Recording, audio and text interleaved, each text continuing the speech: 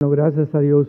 Vamos a pedirles a los edecanes que toda la gente que vaya llegando la sentemos ya atrás, ya no adelante para que no interrumpan. Entonces ir sentando de adelante hacia atrás, ¿verdad? Y los que van llegando pues ya no interrumpen la conferencia. Y el que pierda su silla, ¿verdad? Como dice el dicho, el que fue a la villa perdió su silla. Bueno, pues en esta mañana tenemos una conferencia por demás interesante, muy interesante. No solamente desde el punto de vista geopolítico, sino bíblico, porque la pregunta que vamos a contestar es la siguiente, así se titula esta conferencia: ¿se encuentran los Estados Unidos de Norteamérica en las profecías de los últimos tiempos? Y si los Estados Unidos, el país donde tú y yo estamos viviendo actualmente, que desde 1945 se levantó con la supremacía política, militar y económica del mundo, no se encuentra en las profecías de los últimos tiempos, ¿qué le va a suceder? Y además tenemos que contestar, ¿cuáles son entonces las naciones que van a sobrevivir a las próximas dos guerras que vienen antes de la Tercera Guerra Mundial?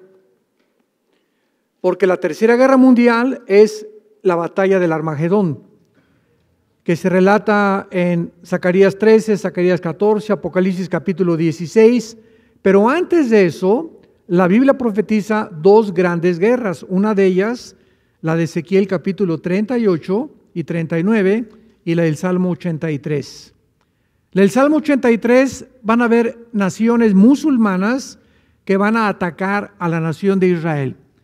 Y en Ezequiel 38 y 39 encontramos una confederación política y militar encabezada por Rusia.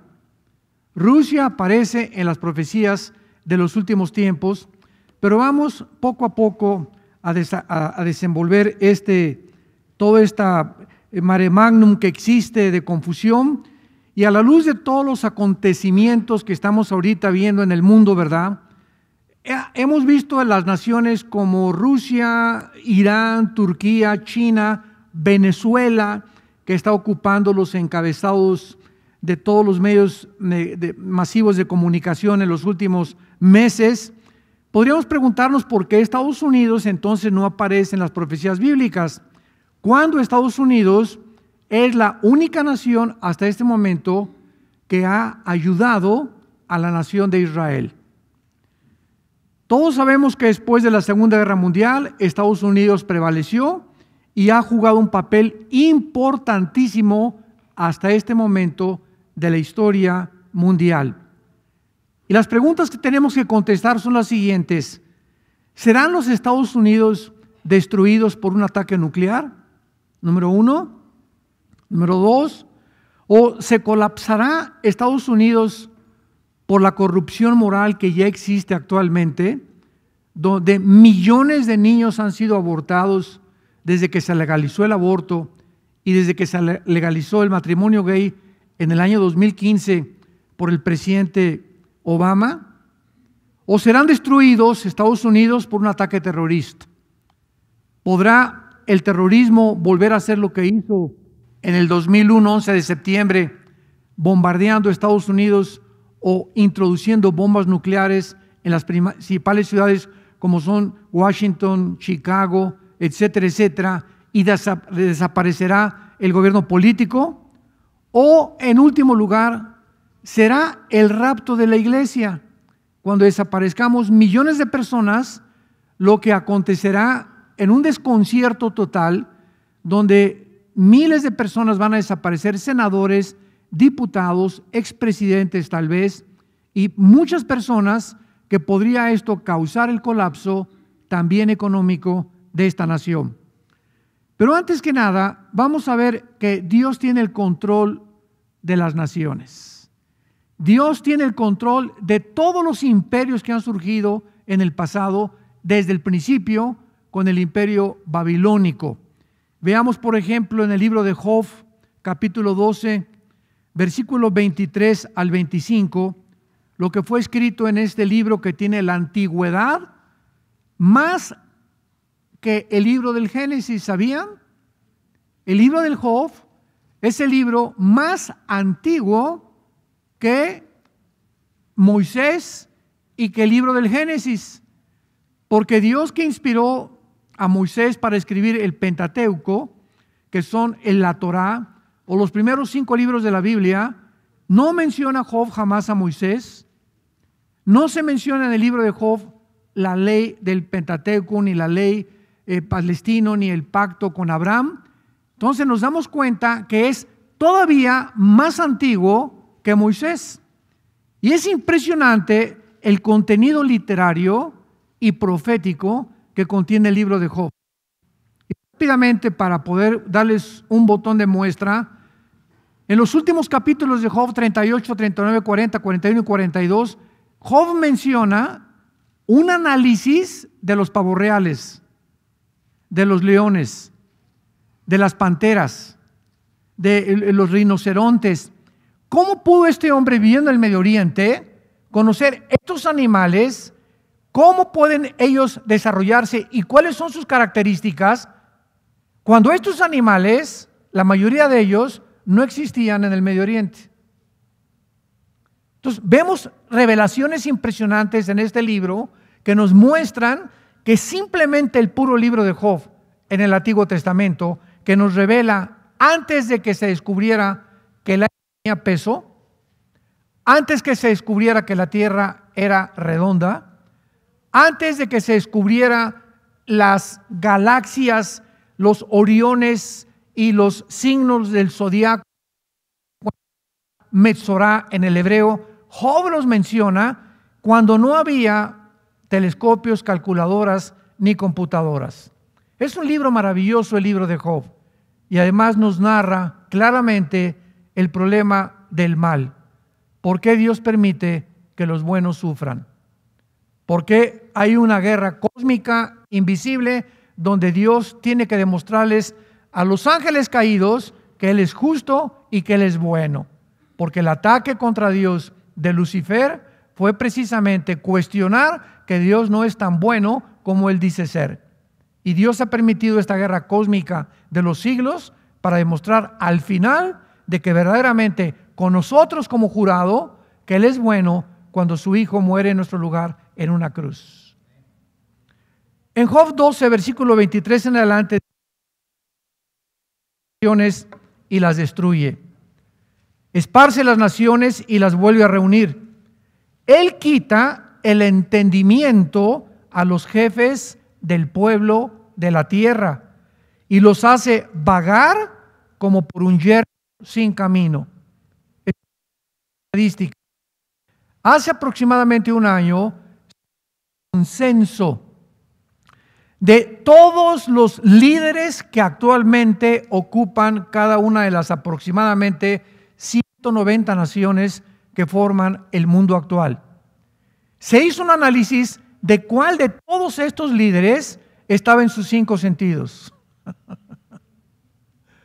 ¿Cuántos estaban locos? ¿Cuántos están ya dictaminando y postulando leyes incoherentes, sin sentido?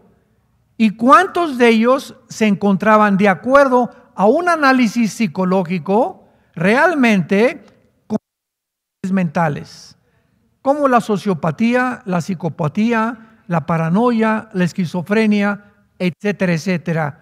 Y se descubrió en este estudio que eran 2 o 3 nada más los líderes que se encontraban coherentemente racionales. Entre ellos, una mujer, la primer ministro de Alemania, y no era cristiana. Y que la revista Time, cuando la sacó el año pasado, en la portada, en el artículo, Angela Merkel dice: Europa tiene que regresar a Dios. La única líder en Europa que mencionó la Biblia, la necesidad de regresar a Jesucristo y como el único Salvador. Y de ahí hay 2 o 3 líderes más. Me reservo la opinión, no quiero que me correteen. Pero Dios está al control y dice la Biblia que Dios puede hacer loco a una persona como un Nabucodonosor. ¿Se acuerdan ustedes que Dios lo condenó para comer hierba como un animal por su soberbia. En el libro de Daniel, como lo vamos más adelante. Vayamos rápidamente al libro de Daniel y veamos también en el capítulo 4 de Daniel de qué forma tiene Dios el control sobre las naciones del mundo. Dice Daniel 4, versículo 17, la sentencia es por decreto de los vigilantes y por dicho de los santos la resolución, para que conozcan los vivientes que el Altísimo, o sea, el Shaddai, gobierna el reino de los hombres y a quien quiere, Él quiere, lo da y constituye sobre él al más bajo de los hombres. Dios es el que gobierna los gobiernos del mundo. Veamos otro versículo, el versículo 34 del mismo capítulo. Mas el fin de los tiempos, yo Nabucodonosor, alcé mis ojos al cielo y mi razón me fue devuelta. O sea, Dios le quitó lo que Job había profetizado, su entendimiento. Casi se vuelve loco Nabucodonosor por su soberbia. Y bendije al Altísimo y glorifiqué al que vive por siempre, cuyo dominio es sempiterno y su reino por todas las edades. Todos los habitantes de la tierra son considerados como nada, y Él hace según su voluntad en el ejército del cielo, en los habitantes de la tierra, y no hay quien detenga su mano y le diga, ¿qué haces? Muy bien. Aquí hay ciertas preguntas muy importantes que nos tenemos que hacer. Considerando que la Biblia nos enseña que Dios es el que gobierna los gobiernos, la pregunta es, ¿acaso Dios puso a Hitler? ¿Acaso Dios puso a Fidel Castro? ¿Acaso Dios puso a Saddam Hussein? ¿Acaso Dios puso a Stalin en Rusia? ¿Acaso Dios puso a Mussolini? Entonces, estas preguntas requieren una respuesta porque la Biblia nos acaba de enseñar en este momento que Dios se encuentra detrás de los gobiernos del mundo, que Él pone a quien Él quiere y que Él quita a quien Él quiere. ¿Correcto? Hasta ahí vamos bien. Ahora muy bien, para poder nosotros profundizar en esto y dar una respuesta a las personas que requieren de estos cuestionamientos, es importante recordar dos cosas. La voluntad de Dios es directiva y permisiva. La voluntad de Dios es directiva y permisiva. ¿Qué quiero decir? Dios quiere y tiene una voluntad para mi vida y para tu vida también. Y la voluntad de Dios es que seamos santos en toda nuestra manera de vivir. Sin embargo, yo como cristiano tengo la opción por el libre albedrío de no hacerle caso a Dios y apartarme del camino. Entonces, Dios no me va a forzar a que yo regrese a Él. Él me va a dejar si me quiero apartar del camino. Me va a acompañar en el tiempo que me aleje de Él, su amor y su misericordia sin que yo me dé cuenta. Pero llegó un momento en que cuando nosotros le decimos a Dios, ya no te metas conmigo, entonces Dios nos entrega, como dice Romanos capítulo 1, nos entrega a hacer lo que queríamos perseguir. Muy bien, tu afán es hacer dinero, pues te empujo a que hagas dinero, a que te hagas rico, y cuando te hagas rico, te demostraré que las riquezas que tú querías hacer lejos de mí, se van a volver en tu maldición. ¿Querías ser gobernante y presidente de alguna nación? Te voy a dejar que lo hagas. Pero ¿sabes una cosa? Cuando llegues a la cúspide del poder, mientras más alto llegues, más rápido vas a caer. Hay una ley física que todo lo que sube tiene que bajar. Entonces, qué triste es cuando nosotros buscamos esto. Entonces, Dios permite muchas cosas porque así es su voluntad. Otro ejemplo. Dios ha establecido 3 instituciones donde está basada su autoridad. Número 1, la familia. Y Dios ha puesto al varón, a nosotros, al frente como líderes de la familia. Número 2, la iglesia. En la iglesia, los líderes de la iglesia son los que dirigen al pueblo de Dios. Y número 3, los gobiernos. Y en estas 3 instituciones, Dios quiere su voluntad directiva es que seamos los varones los que dirijamos nuestra familia, que seamos los varones los que dirijamos la iglesia y que seamos los varones los que dirijamos los gobiernos del mundo.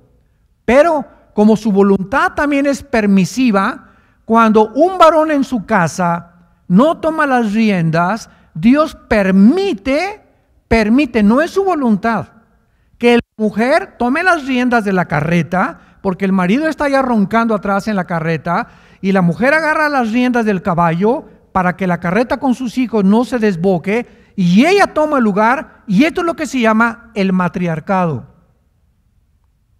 Hogares donde son las mujeres las que gobiernan su casa. No es la voluntad de Dios, es por la debilidad del liderazgo masculino.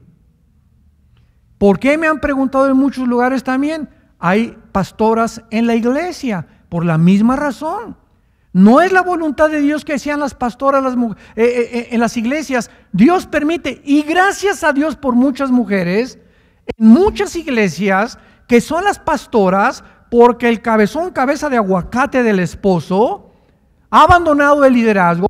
En esa iglesia no hay liderazgo masculino y alguien tiene que responder. ¿Y cuántas veces son las mujeres las que toman también las riendas de la iglesia para que la iglesia pueda mantenerse y Dios las bendice? Pero no es su voluntad de Dios. Lo está permitiendo Dios, pero no es su voluntad. Lo mismo pasa en los gobiernos. La voluntad de Dios es que los hombres gobiernen. Pero cuando no hay un liderazgo, Dios permite que una mujer como Angela Merkel, como Margaret Thatcher, como Golda Meir en Israel, sean mujeres que han resaltado en la política y nos han dado un ejemplo impresionante a los mismos líderes políticos, porque los líderes masculinos no se encuentran gobernando ni con el carácter suficiente para enfrentar al pueblo. Y Dios levanta mujeres, pero no es su voluntad, lo permite Dios. Vayamos a 1 Samuel capítulo 8 y con todo esto vamos a entender que cuando Dios permitió que Hitler se levantara, por ejemplo, en Alemania, un Saddam Hussein en Irak, un Mussolini en Italia, un Stalin en Rusia, etcétera, etcétera, es porque llega el momento en que cuando el pueblo no quiere el gobierno de Dios, y este principio espiritual está desde el principio de la institución de los reyes en el Antiguo Testamento. Cuando el pueblo de Dios le dice a Dios, no queremos que tú gobiernes, Dios permite que sea el pueblo el que vote y lleve a sentarse a la silla presidencial a un hombre que, aunque no era la voluntad de Dios, Dios permite que ese hombre se siente ahí para enjuiciar al pueblo. Y pasa lo mismo en las iglesias.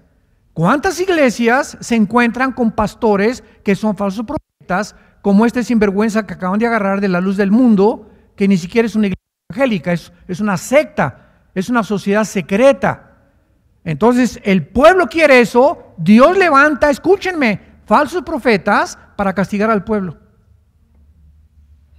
Y permite, porque el pueblo no quiere estudiar la Biblia, el pueblo no quiere oír la palabra de Dios, entonces Dios les levanta a propósito, y esto se encuentra en 2 de Tesalonicenses capítulo 2, que lo vamos a ver rápidamente. Pero en 1 Samuel 8 encontramos nosotros que llegó el momento en que el pueblo le dice al profeta Samuel lo siguiente, versículo 4, 1 Samuel 8, versículo 4, todos los ancianos de Israel se juntaron y vinieron a Ramá para ver a Samuel.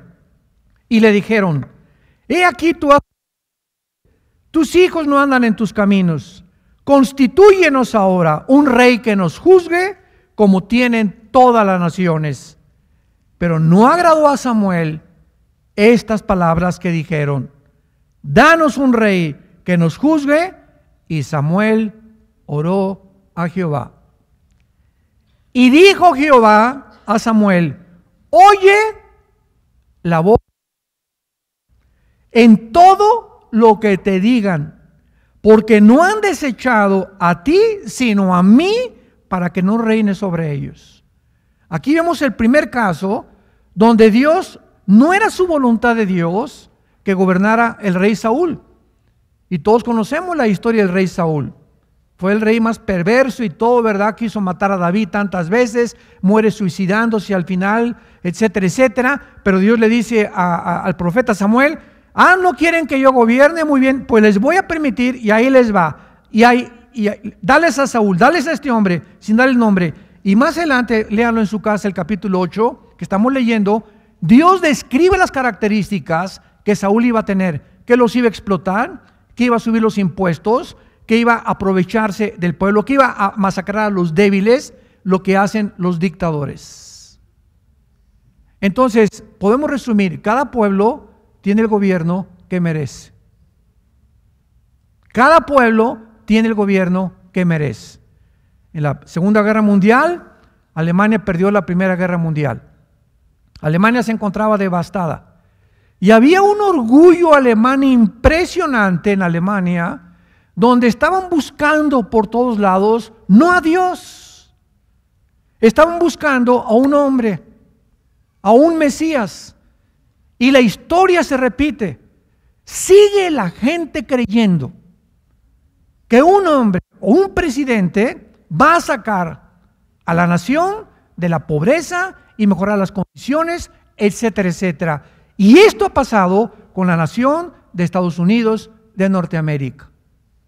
Los americanos aquí, la mayor parte del pueblo de Norteamérica, que es un pueblo de migrantes, aquí hay alemanes, aquí no hay nadie original de este país más que los indígenas. Los Sioux, los Cherokees, los Apaches, ellos son los únicos originarios de esta tierra. Todos los demás somos migrantes. Y ya llegó un momento aquí en Estados Unidos donde ya el pueblo lo único que quiere es aire acondicionado. No le importa que el presidente sea adúltero o que sea fornicario o que sea inmoral, mientras haya condiciones económicas, mientras tenga mi coche, mi aire acondicionado y lo demás no me importa. Ha llegado a constituirse en esta nación un espíritu de materialismo impresionante, donde la ambición por el dinero reina por todos lados. Y no les miento, yo recibo 5 o 6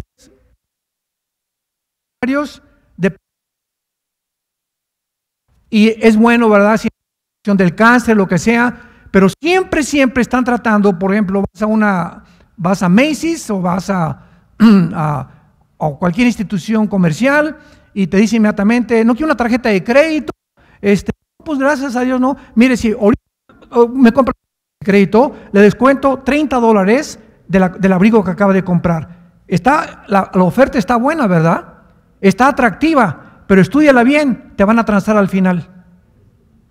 Mentiras que esos $30 te los vas a ahorrar, te los cobran después con los intereses. O sea, vivimos un mundo donde solamente interesa los bienes económicos. Entonces, estamos viendo claramente que las naciones tienen el pueblo muchas veces que merece. El pueblo ya no quiere a Dios, el pueblo se conforma, los cristianos ya no responden, ya no somos la conciencia del pueblo, nos comenzamos a atacar todo, y que el transgénero, pues aplaudimos, y se casan los homosexuales y les aplaudimos, y comenzamos a conformarnos como la rana. Hoy en la noche busca una rana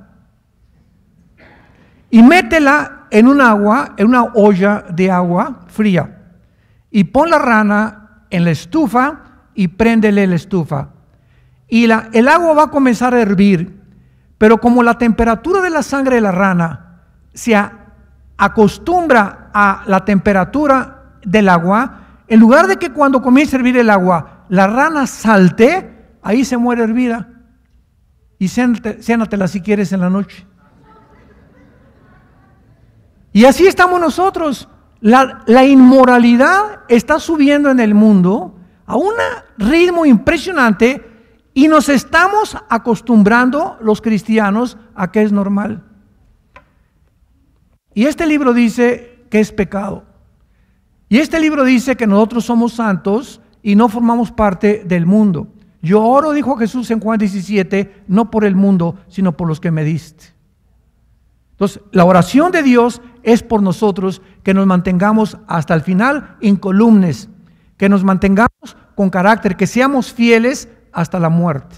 Y si no, la iglesia responde que es la luz del mundo, Dios comienza en ese país, Estados Unidos o Cuba o Alemania o Italia o Rusia, a levantar hombres, y son juzgados el pueblo a través de sus líderes.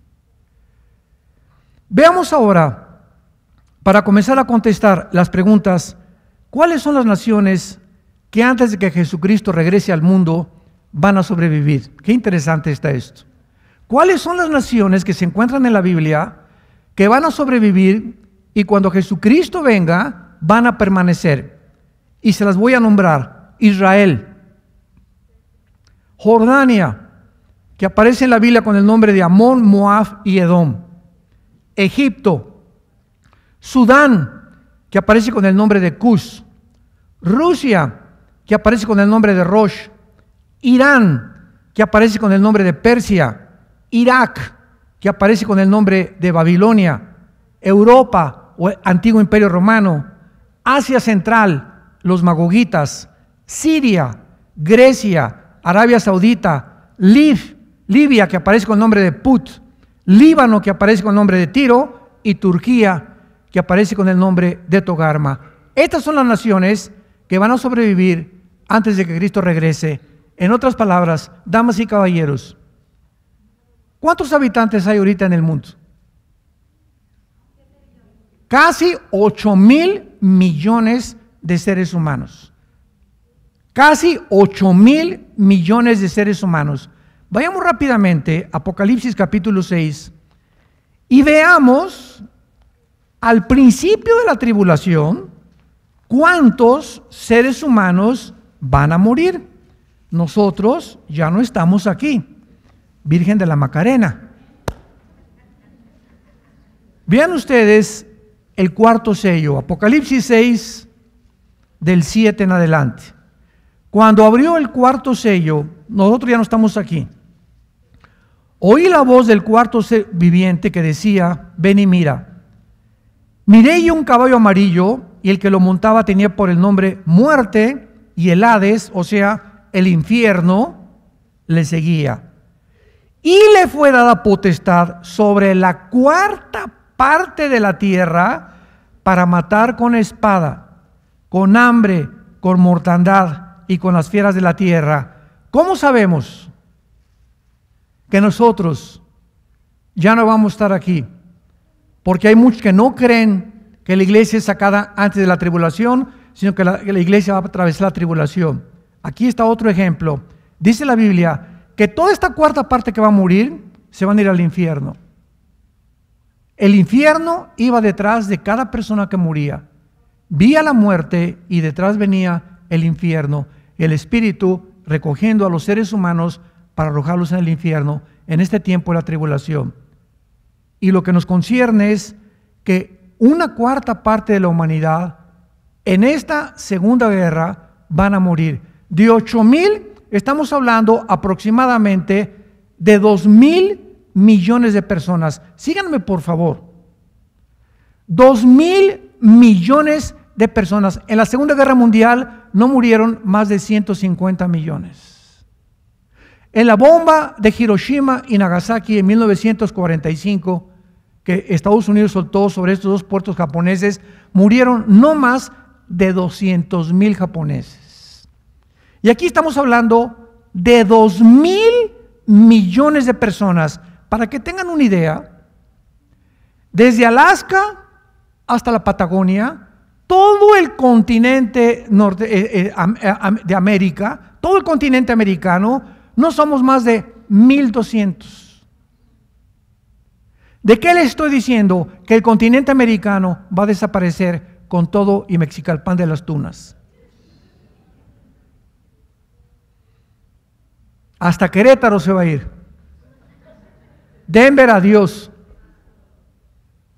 Ya no vamos a estar aquí. A ver a quién le toca. Ahora, si aquí solamente somos 1,200, todo el continente americano, y aquí está hablando que faltan todavía como 800 millones más, nos habla, ¿verdad?, que muchas naciones de África también, que no aparecen en la Biblia, van a desaparecer. Y simplemente estábamos, mi hijo y yo, Caleb, ayer analizando el nuevo submarino que acaba de botar Rusia.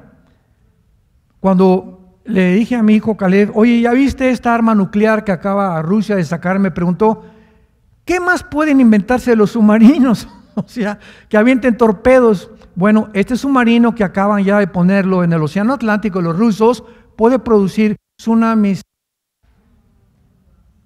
con olas de 100 metros de altura, el submarino. O sea, que simplemente 2 submarinos en las costas este de Estados Unidos, de Nueva York y de Washington y de todo el norte de Estados Unidos, 2 submarinos podrían inundar desde ahí hasta la Florida, todititas las ciudades costeras de Estados Unidos en 30 segundos. Morirían ahogadas miles de personas. Eso solamente para que nos demos cuenta que cuando Jesucristo regrese al mundo, ¿sabían ustedes cuántos seres humanos van a sobrevivir? 1/3 parte. De 8,000 millones que sigamos más o menos cuando Jesucristo venga, estamos hablando que aproximadamente 1/3 parte de estos habitantes van a sobrevivir. Y si Jesucristo no regresara, nos autoextinguiríamos, nos autodestruiríamos por la naturaleza autodestructiva que tiene el ser humano. Vayamos a 2 de Tesalonicenses capítulo 2 y veamos las verdades que anteriormente pudimos corroborar acerca del carácter de Dios. Y este es el problema con la gente que no estudia la Biblia, siempre cuestionando a Dios. Y si Dios es bueno, ¿por qué se murió mi abuelita? Y si Dios es bueno, ¿por qué permite esto? Y si Dios es bueno, ¿por qué? Si Dios es todopoderoso, ¿por qué no acaba con el diablo? Una vez así una persona me preguntó, acababa en un desayuno en México, estaba en el elevador y me aborda un señor, y dice, así, usted es el conferencista, ¿verdad? Sí, a sus órdenes. ¿Dios todopoderoso? Sí, le contesté. ¿Ah, sí? ¿Y por qué no acabo con el diablo? Y le dije, dele gracias a Dios porque comenzaría con usted. Siempre la gente cuestiona a Dios, ¿por qué no acaba con la maldad? Por su misericordia está esperando que haya más gente que venga a la cruz.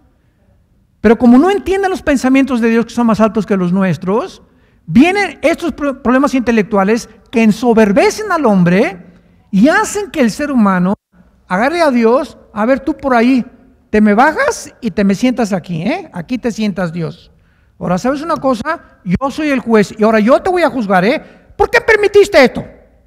¿Por qué permitiste que 6 millones de judíos se murieran en el Holocausto en la Segunda Guerra Mundial? ¿Por qué permitiste, etcétera, etcétera? Nos ponemos en la capacidad intelectual y sabia con el Creador de los cielos, que sus pensamientos no son los nuestros. Imagínense ustedes a un niño de 3 años poniendo a Einstein en el banquillo de los acusados. A ver, Albertito Einstein, ¿por qué quiere decir E igual a mc al cuadrado? Explícamelo. Y le contesta Einstein, ¿verdad?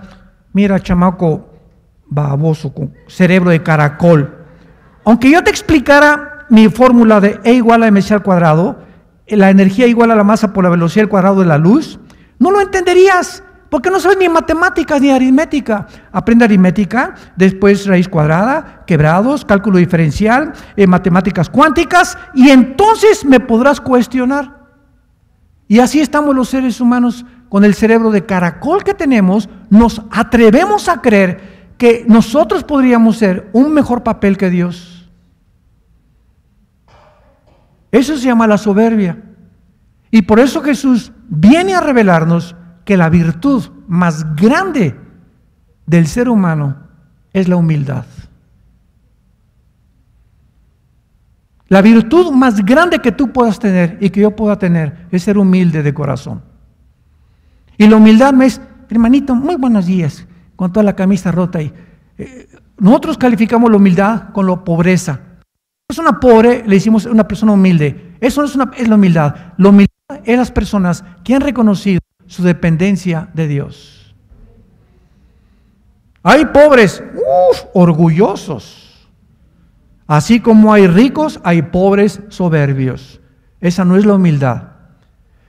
En 2 Tesalonicenses capítulo 2, cuando Cristo está anticipando todo esto a través del apóstol Pablo, que escribió esta carta, y está hablando del versículo 9, que es el anticristo, el inicuo, cuyo advenimiento es por obra de Satanás con gran poder y señales y prodigios mentirosos.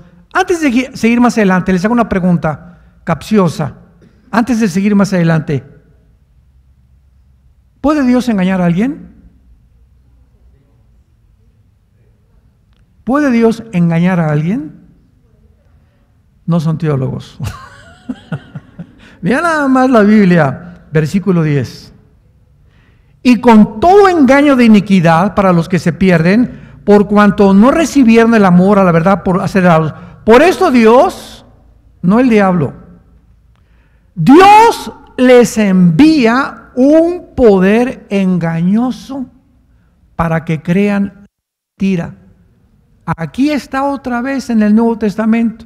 Cuando la persona es verdad, Dios entonces deliberadamente entrega a esa persona para que crea más fácilmente la mentira que la verdad y la luz. Dios va a enviar un poder engañoso en el mundo cuando los seres humanos ya decidieron no creerle a Él. Y fue lo mismo que le pasó al faraón de Egipto. Lean ustedes el libro del Éxodo y dice la Biblia, Dios endureció el corazón de Faraón. Oye, yo le pregunté a Dios cuando estudiaba teología, entonces, ¿para qué lo estás endureciendo? Eso dice tu palabra, ¿no Dios? Sí, eso dice mi palabra. Entonces, ¿por qué culpas a Faraón y por qué lo castigas si tú lo endureciste? Y la respuesta está en Éxodo 6 y 7, cuando dice que él ya había decidido endurecer su corazón. Y cuando Faraón tomó esa decisión, Dios lo endureció más.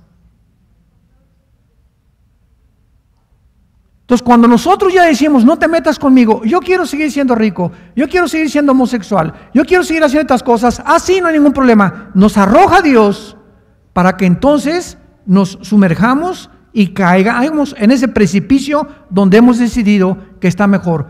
Cavaron cisternas vacías, dice Jeremías, donde no hay agua. Y comenzamos a buscar lo que Jesús nos da en el mundo. Y el mundo solamente te va a dar tristezas, desilusiones, frustraciones y vergüenzas. Porque Jesús dijo, cualquiera que bebe esa agua, volverá a tener sed. Muy bien, ahora vayamos rápidamente a ver que Dios siempre en la historia termina con los imperios.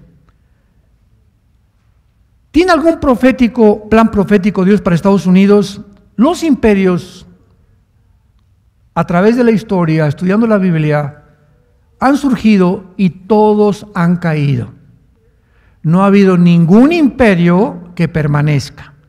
Los babilonios duraron 86 años. Los medos persas, 208 años. Los griegos, 260 años. El imperio romano, casi 5 o 6 siglos. Y los Estados Unidos de Norteamérica, donde tú y yo vivimos, llevan aproximadamente 200, y hace 300 años era un desierto Estados Unidos de Norteamérica. Cuando comenzaron a llegar los pilgrims, los peregrinos de Inglaterra, que poblaron Rhode Island, el estado de Virginia, huyendo de la persecución del Vaticano y de los católicos, y se vinieron a poblar aquí. Y cuando llegaron los pilgrims aquí a esta maravillosa nación, llegaron con este libro. Y comenzaron a orar. Vean ustedes las películas que han hecho de ellos. Oraban, a la iglesia iban todos los domingos, muy bien vestidos todos el domingo, las mujeres muy lindas con su sombrero, en sus carretas con sus caballos, un predicador, etcétera, etcétera. Trataron de comenzar a evangelizar a los Cheyennes, a los Sioux, a los Apaches, etcétera, etcétera. Ellos se resistieron, hubo muchas muertes, lo que tú quieras, pero esta nación fue fundada en la Biblia, es la segunda nación en la historia de las naciones, Estados Unidos, que fue fundada en la Biblia después de Israel. ¿Y México? ¿Cómo fue fundado México? De México llegaron los monjes españoles católicos y no llegaron con la Biblia, llegaron con el catolicismo. Y cuando llegan los monjes católicos a México, Fray Bartolomé de las Casas, etcétera, etcétera, mezclan la religión católica con la brujería de los indígenas. Hubo una mezcla de ocultismo con religión, se llama sincretismo. Y entonces emergió esta religión en México y después Guatemala, El Salvador, Nicaragua, y vemos que hasta casi abajo todo Centroamérica hemos sido naciones maldecidas. Hace muchos años, cuando mi esposo y yo comenzamos a viajar a Estados Unidos, notamos algo. Si tú vienes en un avión y pasas la frontera, vamos a de Ciudad Juárez o de Tijuana, la que tú quieras, inmediatamente México, seco, seco, seco, seco, seco por todos lados. Y llegas a Estados Unidos, verde, verde, verde, verde, verde, verde, verde, por todos lados. Llegas a Centroamérica, seco, seco, seco, pobreza, etcétera, etcétera. Y decíamos, ¿por qué este contraste tan grande? Donde aquí hay orden, aquí hay autoridad. Aquí a un policía no te le pones al brinco porque te saca la pistola y te mata. Tienen orden de matar si tú agredes a un policía. La semana pasada, en México, un pueblo en Michoacán, desarmaron a 17 soldados, les bajaron los calzones. Les quitaron las ametralladoras, los escupieron y los orinaron. Y el presidente dijo, no los toquen. Increíble. Entonces nos damos cuenta que hay un contraste tremendo en todas las cosas. Y lo mismo pasa en Israel. Vayan a Israel. Crucen a Jordania, seco, seco, seco, seco. Irak, seco, seco, seco, seco. Siria, seco, seco, seco, seco. El Líbano, seco, seco, seco. Y llegas a Israel, verde, verde, verde, más de 8 millones de olivos plantados. ¿Por qué esta nación tan insignificante, tan minúscula, en medio de más de 25 millones de árabes, sobresale con la más alta tecnología? El 70% de los premios Nobel han sido judíos los que los han ganado. Los más grandes descubrimientos, la medicina, la aspirina, la penicilina y todo lo que tú me quieras mencionar de la tecnología de la cibernética, viene de Israel. ¿Por qué esa diferencia? Esta se llama la Biblia. Yo te bendeciré a los que te bendigan y maldeciré a los que te maldigan. Si tú guardas día y noche mi palabra, serás como árbol plantado junto a corrientes de agua, que da su fruto a su tiempo, su hoja no cae y todo lo que hagas va a prosperar. Este libro hace la diferencia y la va a hacer en tu familia, en tu casa y en tu trabajo.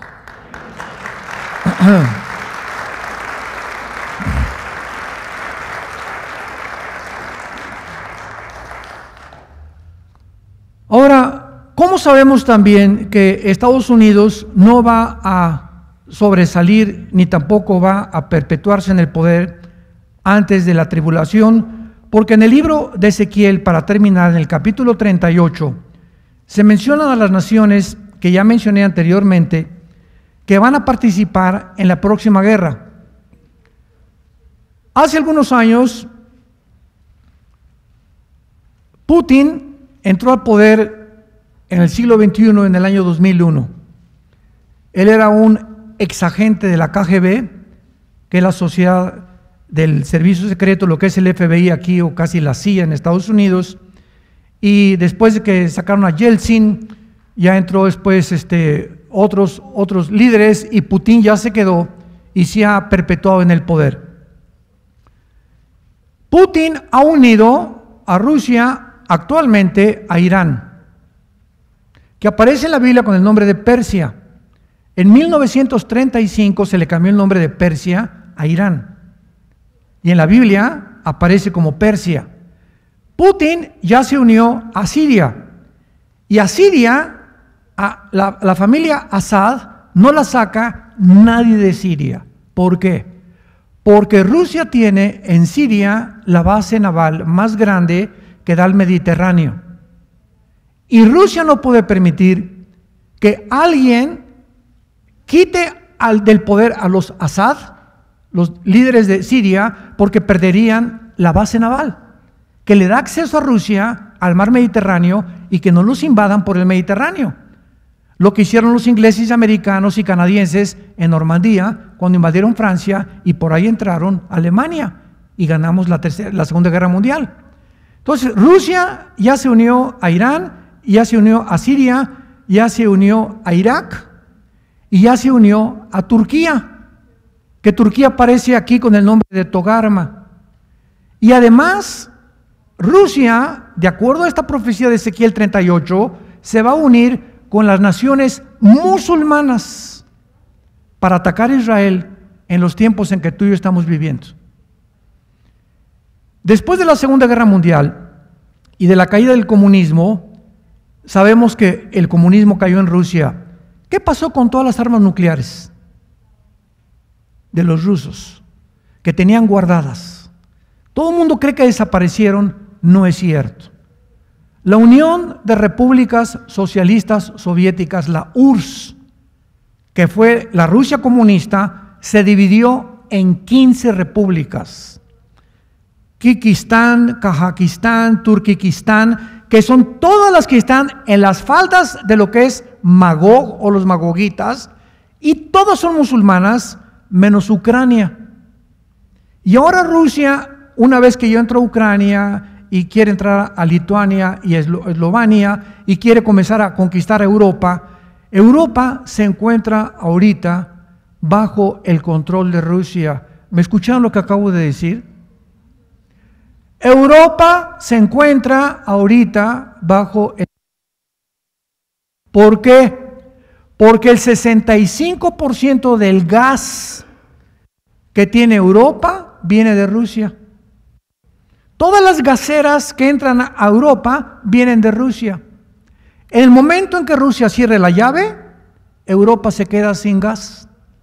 Entonces, esta es la razón por la cual, ahora que Rusia y Putin invaden Ucrania, nadie dijo pío, pío, pío.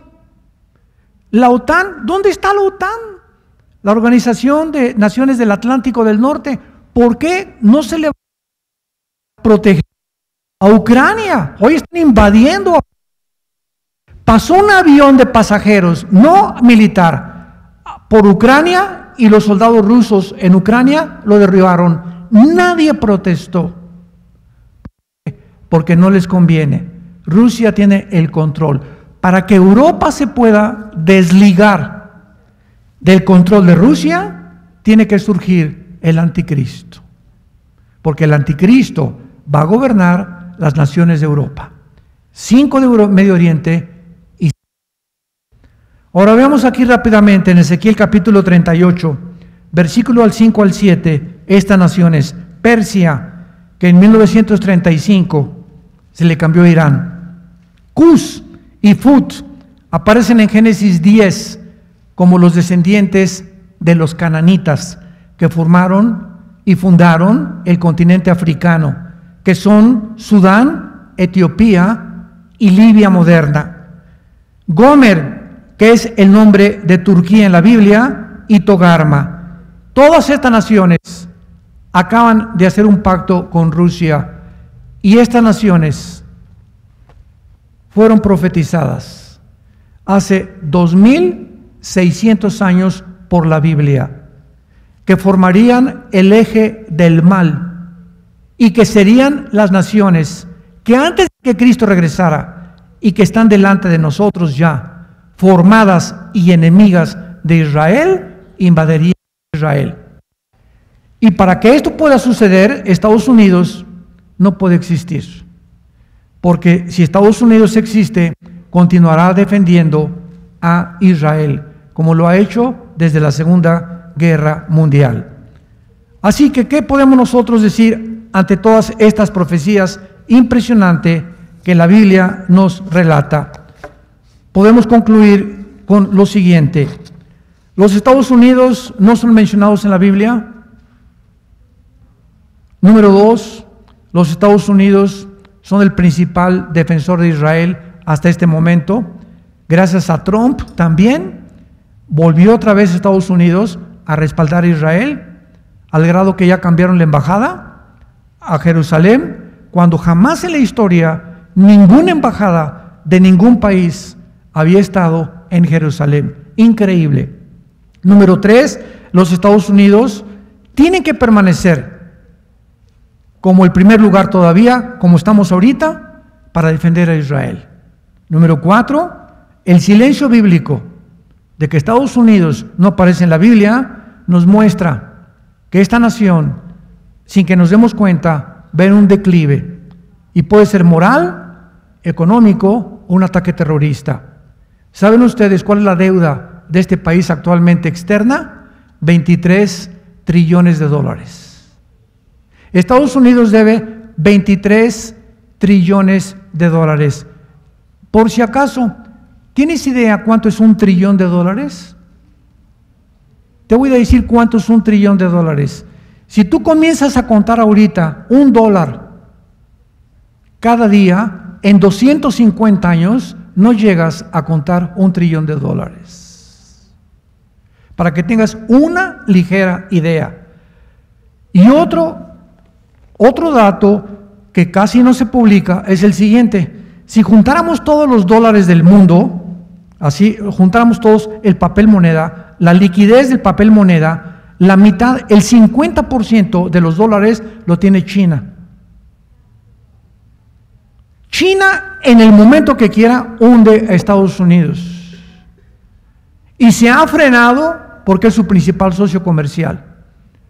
Pero la guerra comercial que hay ahorita, más grave ahorita todavía que la nuclear, está haciendo un poder de choque entre el Oriente y las naciones del Occidente, donde se van a enfrentar finalmente en la guerra de Armagedón.